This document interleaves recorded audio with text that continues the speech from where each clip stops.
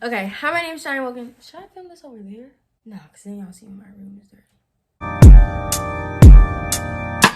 Hi, my name is Shine. Welcome back to my channel. If you're new here, hey, what's up? How you doing? If you're a return viewer, hey, babes, how you motherfucking doing? I'm in this course right now, and it's called Lance Corps Seminar, and it has me feeling very much motivated, very much wanting to shed the light of the Marine Corps. We're gonna go with a couple of introductions in case this is your first video. So hi, my name is Cheyenne. Last name is Downs. I'm actually the rank of Lance Corporal, but I have to wait to get pinned. This video is about the things you should know before joining the Marine Corps, and it's mainly boot camp themed. So I'm gonna tell you the things about boot camp that you should know before signing that motherfucking paper, because they don't tell you about most of this stuff, and they won't tell you about most of the stuff because the recruiter's main intent is to get you to sign that dotted line and get you to boot camp. Literally, that's all. I've been in for a year and 2 months. It's not a lot, but from the Lance Corporal Underground, I can give you the inside scoop. The first thing we're gonna talk about is the food at boot camp. So like I said, this video is just about boot camp. It's not about the Marine Corps in general. If you want something like that, comment down below. After this video, we're gonna go ahead and start a series of how boot camp goes. We're going phase 1, phase 2, phase 3 once you're a Marine. So the first thing we're gonna talk about is food at boot camp, how you eating, how anything in your mouth goes, okay? So I have a list of stuff. So we're gonna start by box chow, because personally, for me, box chow was better than actual chow hall food. So I'm going to mention a couple things, and I'm going to try to show y'all at the same time. And I'm going to have a little clip it on this side or this side of me of what I'm exactly talking about. So box chow comes in a little white box, and it consists of a sandwich of apple, some L'Oreal cookies, raisins, a granola bar, and then like salt and pepper, ketchup, mustard, things like that. You would eat it with your feet like this, and your hands will be like at least one hand will be flat on your lap like this, and you're eating. So with the box chow, you will always sit away from your senior drill instructor's window because they didn't like you looking in there. Like say the window is this way, you would be facing this way in a stool. They call this a knife hand. Your knife hand on the thigh opposite of the hand that you're eating with. Depending on how strict your drill instructors are, you can probably eat with 2 hands or 1 hand. So we were allowed to eat with 2 hands, and you would eat with a claw grasp. This is what they call a claw grasp. When you're eating like your sandwich, you will also go like that. Now, when you're eating, you are never allowed to look at your food. You would have to say, I'm eating something. I would have to continue to look straight and bring it to my mouth. You held everything with a claw grasp. So say this is just what's in my possession right now. Say this is a fork. You will hold your fork with a claw grasp. You will hold your spoon with a claw grasp. And when you drunk, you would place your hand at the bottom of the drink. You would never place it in the beginning, like in the middle.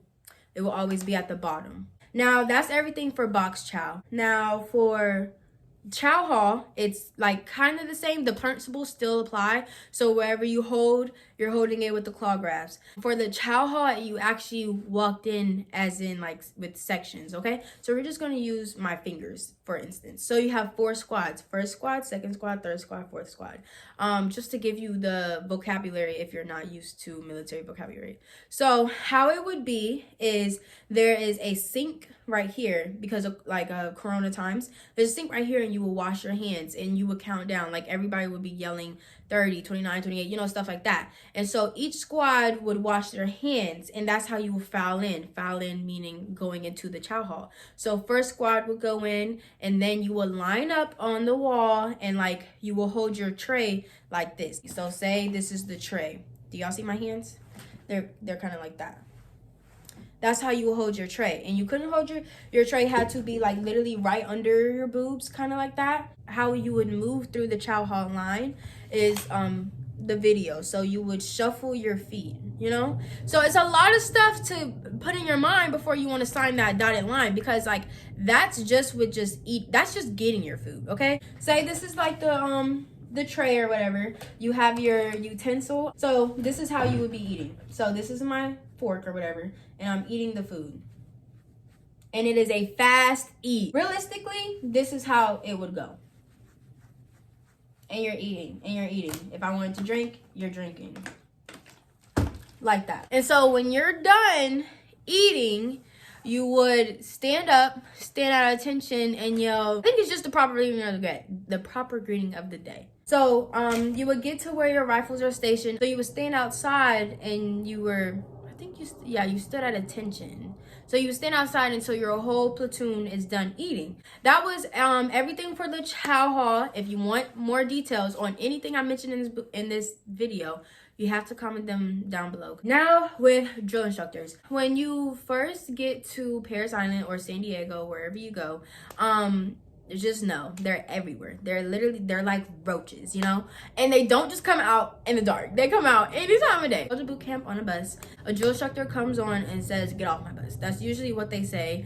They give a little greeting or whatever. Can't remember the fucking greeting because it's not that serious. They just are telling you to get off the bus, and then you stand on the yellow footprints, the golden yellow footprints. Every Marine stands on them, and then they give you some type of brief. Can't really remember the exact brief, and then you file it into like this little building, and then you sit into a classroom, and then you do all this you're sitting in a classroom for a long time, okay? And then you're receiving drill instructors. Your receiving drill instructors aren't your drill instructors. Your receiving drill instructors basically are there to set you up for your actual drill instructors. So you're doing things like going to get your camis with them. You're doing things like making labels, learning how to make your rack, you know, just the basic things. And they yell at you, but not, I'm telling you, you would know a difference between your receiving drill instructor and your drill instructor. They kind of teach you how to speak to drill instructors, but you know, they're only with you for like a week or 2 weeks. I can't remember how long they're with you. And then you get your actual drill instructors. Now, as y'all see on like the YouTube videos, if you ever watch them, you meet them as you're like sitting down, and like your receiving drill instructors kind of tell you what to do when they come in. So there's like, it's like a famous line: sit up straight and look at me. I think your senior drill instructor tells you that, whatever. And you're like, "I ma'am," or whatever. You scream it as loud as you can. They do the drill instructor oath, and they do all that little nonsense, jazz. And then they tell you to like get up and go to your foot lockers. Your foot lockers is literally like a little small storage container that you put your camis and stuff in. So you go there, and I like to call it shark hunt, what they're about to do. So you go there and you're standing at attention, and literally like they all go into the senior house or whatever, and what they're doing is they're changing over into their camis. When you meet them, they're in their service. I think they're in their Charlies. I can't really remember. And then they come out, and I call it shark hunt because they come out and they're screaming for no reason. They're screaming like, "Scream back at me, blah, blah, blah." Like they're literally trying to catch somebody, like just messing up. And like they're literally making a ruckus, okay? Like literally that's what they're doing. They're trying to scare you. So babes, the advice I give you is just say "I am" and scream that shit loud as hell. There are different drill instructors. You have your kill hat, your knowledge hat, and your discipline hat, and your senior drill instructor. Y'all, so I'm on duty right now, and I look a mess. We're not even gonna talk about that. So I forgot one of the drill instructors. It's a drill hat. And just to sum it up, because I look ugly and I don't want to be on camera right now, a drill hat is the drill instructor who teaches you drill. Like that's her main priority, is to teach you drill and to get you good at it. Okay. We're just gonna go by each one. So your kill hat is just as it sounds like. It's the worst possible. It's gonna be the person you hate, but then you're going to love them at the end. Like I hated my kill hat, but now I literally love her. Literally. So your kill hat is the one who literally just gets on you about the littlest, tiniest shit. And then he or she usually is the one who has the worst ITs. We're gonna get into IT later.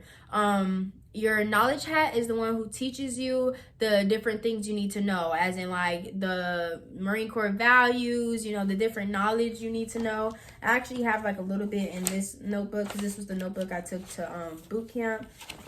So the different things like the elements of combat, boredom, overcoming fear, like the different types of way to hold a weapon, because at the end of boot camp you have to have a knowledge test. So basically that your knowledge hat teaches you everything, and if y'all fail the test, it's her fault and she ends up getting in trouble. So like I said, the longer you're in boot camp, the more you start to notice who's responsible of what. And then you have your discipline hat.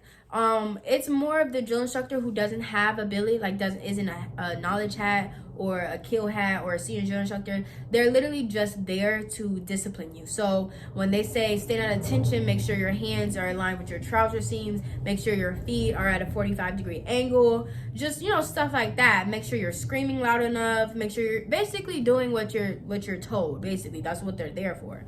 And then you have your senior drill instructor. Your senior drill instructor is the head of all the drill instructors. They wear a black belt. Your other drill instructors wear a green belt. You'll notice when you see them, but I'll see if I can find a picture. She or he is over every drill instructor. She basically, I'm just gonna say she because I had a female. That's her squad bay. Her rules go, but there's also somebody over her. It's called a chief drill instructor. Now, you rarely see the chief drill instructor. You only see them from time to time. You know, so you'll have some classes. Sometimes they'll pop up in your squad bays. But your chief drill instructor is your senior drill instructor's boss. And then, like, obviously, it's chain of command. The chief has a boss. How to speak to them. So you can't just go up and talk to a drill instructor. I hope everybody knows that. I hope if you want to one day put on this uniform, you know you can't just roll up on somebody like that. There's a proper way to request to speak to a drill instructor and then to speak to them. So how you request to speak to a drill instructor, you would say proper greeting of the day. So good morning, ladies. Then you would say this recruit. So I'm going to do an example. Morning, ladies. Recruit Downs requests permission to speak to senior drill instructor Staff Sergeant Ortiz. That's how it would be. But if you think it's going to be that quiet or that low, you have the game messed up. You have to scream it to the top of your lungs, and then you have to say it fast. So I'm going to say it fast, and I'm going to say it realistically, not screaming it though, because I'm not going to scream, of how it would work. So, good morning, ladies. Recruit Downs requests to speak to senior drill instructor Staff Sergeant Ortiz. Now, I've been out of boot camp for, I wouldn't say a very long time, because there's motherfuckers who haven't been in boot camp in 10 years.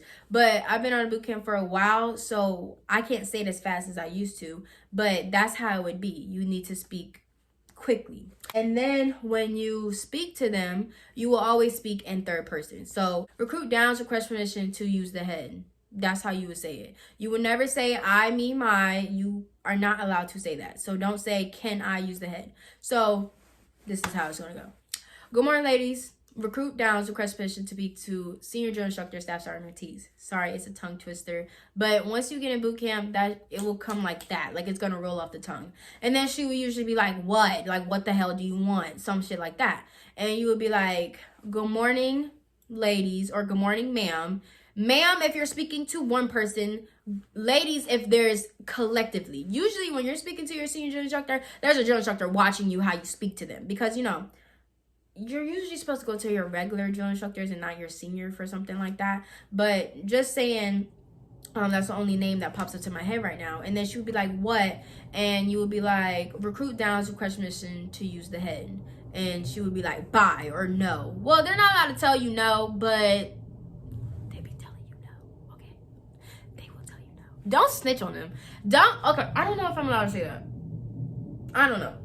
We're going to move on to the squad bay. And this video is already at 20 minutes. But when I edit it, it's probably going to be at a good 15. So this might have to be split up in 2 parts. I don't know. So your squad bay. Your squad bay is where you live. Your squad bay is where you shower. Your squad bay is where you change over. Your squad bay is your new home. Like I used to call me whenever we were on range. I used to be like, dang, I can't wait to go home. But like I said, all that stuff will be in a later video.